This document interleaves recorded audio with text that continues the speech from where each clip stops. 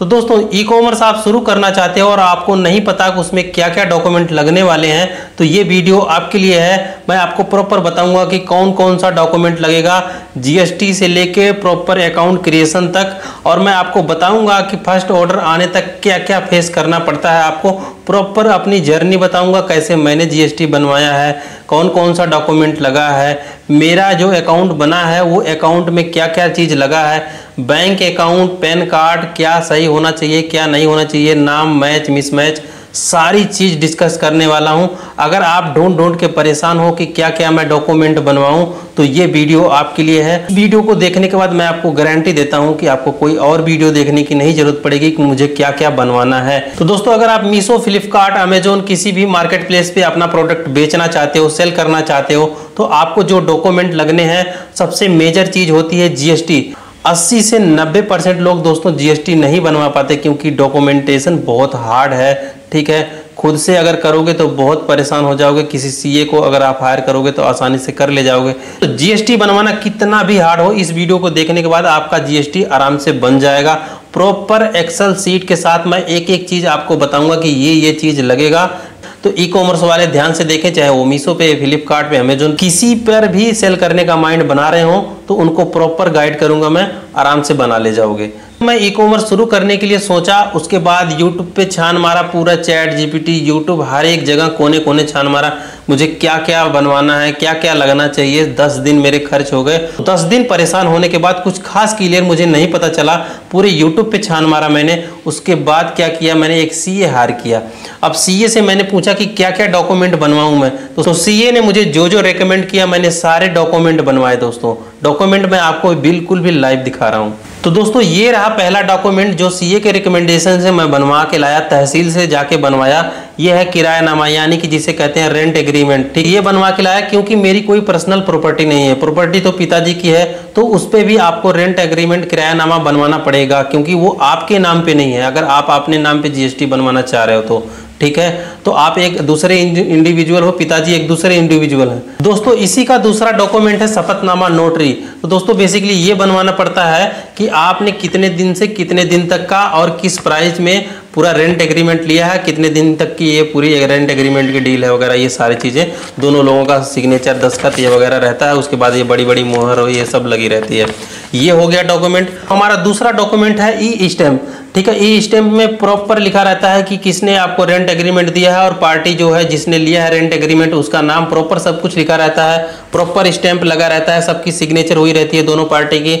तो दोस्तों, ये प्रॉपर एक सर्टिफिकेट की तरह होता है, इसको भी बनवाना पड़ता है तहसील से। तहसील वाले डॉक्यूमेंट ये सारे हो गए। उसके बाद आपका लगेगा आधार कार्ड, उसके बाद लगेगा आपका पैन कार्ड, ये सारी चीज़ें आपकी लगने वाली हैं। ठीक है, तो मुझे पता है आप अलग अलग स्टेट से देख रहे हो, तो अलग अलग स्टेट में थोड़ा सा डिफरेंट डॉक्यूमेंट हो सकते हैं। ठीक दोस्तों, खुद के नाम पे जीएसटी बनवाने के लिए ये सारे डॉक्यूमेंट लगने वाले हैं, तो ये चीज़ें मैंने बनवाई थी। तो आज मैं बेहतरीन तरीके से ई कॉमर्स कर रहा हूँ। बेसिकली ये सारे डॉक्यूमेंट बनवाने के बाद भी मेरी सारी मेहनत फेल हो गई। क्यों? तो दोस्तों, सारे डॉक्यूमेंट्स के साथ जीएसटी फाइल जब हम करते थे तो हमें लास्ट में एक नोटिस आ जाती थी, करेक्ट डॉक्यूमेंट, मतलब आपका डॉक्यूमेंट सही नहीं है, कुछ ना कुछ मिल जाता था उसमें। तो सीए हमें बोलता था कि आप एक बार अपने जिला ऑफिस पे जाओ, जहाँ पे जीएसटी की ऑफिस है, वहाँ पे जाओ, विजिट करो, वो कुछ पैसा लेंगे, उसके बाद बना देंगे। बेसिकली इसीलिए नोटिस भेजते हैं, और मैं 100% बता रहा हूँ, सच में इसीलिए भेजते हैं। अगर आप जाओगे अपने इसी डॉक्यूमेंट से प्रॉपर जीएसटी बनवा सकते हो, बट आपको पैसा खिलाना पड़ेगा। जितना डॉक्यूमेंट मैंने आपको दिखाया प्रॉपर ओके डॉक्यूमेंट है, इस डॉक्यूमेंट से 100% जीएसटी बन जाएगी। ठीक है, बट मैं 1 रुपया भी देने के मूड में नहीं था, क्योंकि सीए ने उससे पहले मुझे एक अल्टरनेट बताया और वो मेरे पास बिल्कुल भी अवेलेबल था। उसने कहा कि अपने पिताजी के नाम पे जीएसटी बनवाओ, फार्मर के नाम पे जीएसटी बनवाओ, यानी कि आपके पिताजी हैं जो, उनका जीएसटी हम फाइल करेंगे फार्मर के नाम पे। तो उसने फार्मर के नाम पे कर दिया। मेरा करता था तो प्रोप्राइटरशिप पे करता था, मेरे पिताजी का किया तो फार्मर के नाम पे किया। बट मैंने उससे सवाल पूछा, भाई मेरे को तो ई कॉमर्स करना है, अब फार्मर वाले एचएसएन कोड वगैरह तुम उसमें डाल दोगे, प्रॉब्लम हो जाएगी। वो बोला जीएसटी बन जाने दो, उसके बाद एचएसएन कोड आप एडिट कर लेना। एचएसएन कोड कोई बड़ी बात नहीं है, उसको आप एडिट कर सकते हो, जीएसटी मैंडेटरी होती है बिजनेस के लिए। ठीक है, तो मैंने कहा कि चलो ठीक है, बना लो, देखते हैं क्या होता है। 13-14 दिन में जीएसटी मेरी अप्रूव हो गई। तो मैंने दोस्तों अपने हाथ से खुद से उसमें HSN कोड चेंज कर लिया। हालांकि सीए ने बोला था कि मैं चेंज कर दूंगा, लेकिन मुझे आसान लगा, मैं बहुत चीज़ें जानता था, तो उसके बाद मैंने उसको कर दिया। मुझे क्या क्या बेचना उसके हिसाब से मैंने प्रॉपर सर्च करके गूगल से निकाल के सारे HSN कोड डाल दिए, उसके स्लैब वगैरह सब कुछ डाल के एकदम ओके कर दिया। आज एकदम प्रॉपर रन हो रहा है। बहुत ही इजी वे में आप अपनी जीएसटी बनवा सकते हो, बिल्कुल भी इजी वे में। अगर आप फार्मर पे बनवाना चाह रहे हो, अपने पिताजी के नाम पे बनवाना चाह रहे हो, तो आपकी जीएसटी एक चुटकी बजा के बन जाएगी। आपका ई कॉमर्स एकदम से स्टार्ट हो जाएगा। जो मैंने डॉक्यूमेंट बनवाए थे वो तो मैंने दिखा दिया आपको, उसका नाम भी बता दिया, पर आपको नाम इतना याद नहीं रहेगा। आप एक पेन उठा लो, मैं आपको एक्सेल सीट दिखा देता हूँ। एक्सेल सीट में आप लिख लेना कि ये डॉक्यूमेंट लगेगा, वही आप बनवा लेना। और हो सके तो एक सीए से जरूर बनवाना, क्योंकि सीए सारे पैंतड़े जानते हैं। आप कितने भी चालाक बनोगे, बट सीए से ज़्यादा चालाक नहीं बनोगे। सीए नहीं होता तो फार्मर पे मेरी जीएसटी नहीं बनती, और अभी भी मेरा ई कॉमर्स मुझे लगता है कि बहुत परेशानी में रहता है मैं। तो चलिए आपको जल्दी से एक्सेल सीट दिखा देते हैं। उसके बाद हम आपको एक और एक्सेल सीट दिखाएंगे कि आप अपने अकाउंट क्रिएशन में, चाहे फ्लिपकार्ट हो, मीशो हो, अमेजोन हो, उसमें कौन कौन सा डॉक्यूमेंट, कौन कौन सी चीज़ें लगेंगी, लगे हाथ आपको दिखा दूंगा। तो बहुत ही आसान हो जाएगा आपके लिए ई कॉमर्स। तो चलिए ओपन कर लिया और हम देखेंगे कि जीएसटी के लिए कौन कौन से डॉक्यूमेंट लगेंगे। तो पैन कार्ड लगेगा, आप पीडीएफ में डाल देना, ठीक है। अगर आप खुद से फाइल कर रहे हो तो आप पीडीएफ या जेपीजी में डाल सकते हो। आधार कार्ड दोस्तों लगेगा, आप पीडीएफ या जेपीजी में डाल सकते हो। फोटोग्राफी आपका एक फोटो लगेगा, अगर आप प्रोप्राइटरशिप पे फाइल कर रहे हो तो। अगर पार्टनरशिप में आप फाइल कर रहे हो तो आप 2 लोगों का लगेगा, इसे भी जेपीईजी में आप अपलोड कर सकते हो। उसके बाद दोस्तों बिजनेस एड्रेस प्रूफ में आप इनमें से कोई भी डॉक्यूमेंट दे सकते हो। यहाँ पे देख लो, इलेक्ट्रिसिटी बिल हो गया, रेंट एग्रीमेंट, ETC कोई भी दे सकते हो। ये पीडीएफ में आपको देना है, ठीक है। उसके बाद दोस्तों आ गया बैंक अकाउंट प्रूफ। इसमें आप अपना कैंसिल चेक और बैंक स्टेटमेंट दे सकते हो। दोस्तों बिजनेस एड्रेस प्रूफ में आप वही इलेक्ट्रिसिटी बिल या फिर कंपनी के नाम पे खोल रहे हो तो उसका वहां का डिटेल। उसके बाद आ गया दोस्तों डिजिटल सिग्नेचर। ये भी बेसिकली आपका सिग्नेचर होता है, इसको भी आप अपलोड कर देना, ठीक है। इस तरह से आप अपना जीएसटी का सारा जो डॉक्यूमेंट, जरूरी चीजें हैं, अपलोड करके अपना जीएसटी फाइल कर सकते हो, ठीक है। तो दोस्तों जीएसटी में लगने वाले सारे जरूरी डॉक्यूमेंट्स की सीट मैंने दिखा दी। अब बारी है Meesho, Flipkart, Amazon account creation में कौन कौन से डॉक्यूमेंट लगेंगे, क्या क्या चीज़ें लगेंगी, बैंक अकाउंट वगैरह, नाम कैसे होना चाहिए आपका, वो चीज़ें आपको दिखा देते हैं। उसके बाद मैं आपको बताऊंगा कि मैंने माल कैसे खरीदा, पूरी जर्नी आपको दिखाऊंगा, मेरा पहला ऑर्डर कैसे आया, सारी चीज़ स्टेप बाय स्टेप आपको गाइड करता हूँ। ये वीडियो देखने के बाद गारंटी है प्रॉपर ई कॉमर्स शुरू कर ही ले जाओगे। तो दोस्तों दोबारा से हम एक्सेल शीट पर आ गए। डॉक्यूमेंट में आप मीशो, फ्लिपकार्ट, अमेजोन पे जो डॉक्यूमेंट लगना मैं आपको बताऊंगा, ठीक है। कंपलसरी है mobile number and email ID, तीनों मार्केट प्लेसेस के लिए। पैन कार्ड इंडिविजुअल हो या फिर बिजनेस का, यानी कि 2 लोगों का हो, ठीक है, कंबाइंड, ये भी लगेगा आपका तीनों मार्केट प्लेसेस पे। आधार कार्ड लगेगा आपका या फिर कोई एड्रेस प्रूफ, तीनों मार्केट प्लेसेस पे। जीएसटी ऑप्शनल है केवल एक स्टेट में मीशो पर सेल करने के लिए, बाकी तीनों पे मैंडेटरी है होल इंडिया में सेल करने के लिए, ठीक है, ये समझ गए। उसके बाद bank account name match with pan card, ठीक है। आपका बैंक दोस्तों, आपका बैंक अकाउंट नेम बिल्कुल भी प्रॉपर मैच करना ही चाहिए, ठीक है। उसके बाद आप यहाँ पे दे सकते हो कैंसिल चेक, ठीक है, कैंसिल चेक, पासबुक कॉपी, ये दे सकते हो तीनों मार्केट प्लेसेस पे, ठीक है। ये तीनों मार्केट प्लेसेस पे दे सकते हो। ट्रेडमार्क मैंडेटरी नहीं है किसी भी मार्केट प्लेस के लिए, ठीक है। आपका बिजनेस जब रन हो जाए, ग्रो हो जाए, आपको प्रॉफिट नजर आए, आपको प्रॉपर चलाना आ जाए, तब जाके आप अपना ट्रेडमार्क स्टार्ट कर सकते हो बनवाना। ये एक लेंदी प्रोसेस है, लंबा टाइम लगता है, लेकिन दोस्तों ट्रेडमार्क के बिना आप बहुत ही अधूरे हो। बिजनेस स्टार्ट करने के लिए जीएसटी इनफ है, बहुत ही बेहतरीन चला सकते हो आप बिजनेस। और आप ट्रेडमार्क जब बिजनेस प्रॉपर टेक ऑफ कर जाए तो आप बनवा लेना। दोस्तों वीडियो में बने रहिए, अभी मैं अपनी जर्नी बताने वाला हूं। पहला ऑर्डर आने से लेके उसको डिस्पैच करने तक मुझे क्या परेशानी हुई है, सारी चीज मैं आपको बताने वाला हूं। उसके बाद उस परेशानी को मैंने कैसे सोल्व किया, सारी चीज आपको बताने वाला हूं, क्योंकि नेक्स्ट आपका भी यही प्रॉब्लम हो सकता है।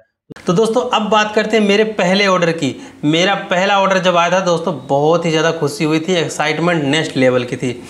उसके बाद दोस्तों उसको मैंने प्रॉपर पैक किया, ये रही पैकेट जो मैंने पैक किया है पहला ऑर्डर। उसके बाद दोस्तों क्या हुआ, मेरी खुशी जितनी तेज़ी से आई उतनी तेज़ी से चली भी गई, क्योंकि कुरियर पार्टनर ही फ़ोन नहीं कर रहा था। अब कुरियर पार्टनर फ़ोन नहीं कर रहा है तो मैं परेशान हो गया कि कोई लेने क्यों नहीं आ रहा है, और वो डिलीवरी वाला कुरियर पार्टनर था मेरे से 30-35 किलोमीटर दूर था।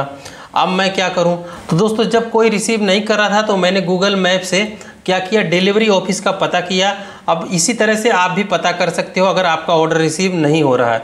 पता करने के बाद आप वहाँ पे जाओगे और बोलोगे मेरा ऑर्डर रिसीव करो इस वाले एड्रेस से, इस वाले एड्रेस पे मैं रहता हूँ। मैंने भी जाने की प्लानिंग कर ली कि ऑफिस तक जाऊँगा। उससे पहले एक लड़का मुझे मिला जो मीशो का पैकेट डिलीवर कर रहा था। उस लड़के से मैंने बोला भैया ये प्रॉब्लम है, ये ऑर्डर मेरा कैसे डिलीवर होगा, आप मेरे को थोड़ा सा बताओ। तो उसने कहा कि एक लड़का है मेरे पास, उसका नंबर है जो इधर डिलीवरी वाला है।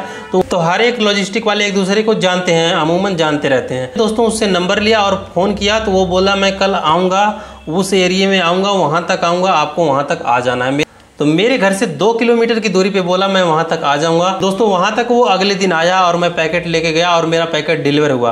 तो इसी तरह गांव में मैं करना शुरू किया और गांव से ही मेरे 20-25 ऑर्डर आते थे और मैं वहाँ से प्रॉपर करता था। बट दोस्तों बार बार जाना, बार बार आना, बार बार रिसीव करना रिटर्न और मेरा जो ऑर्डर आ रहा है वो देना, मैं थक चुका था, बहुत परेशान हो चुका था।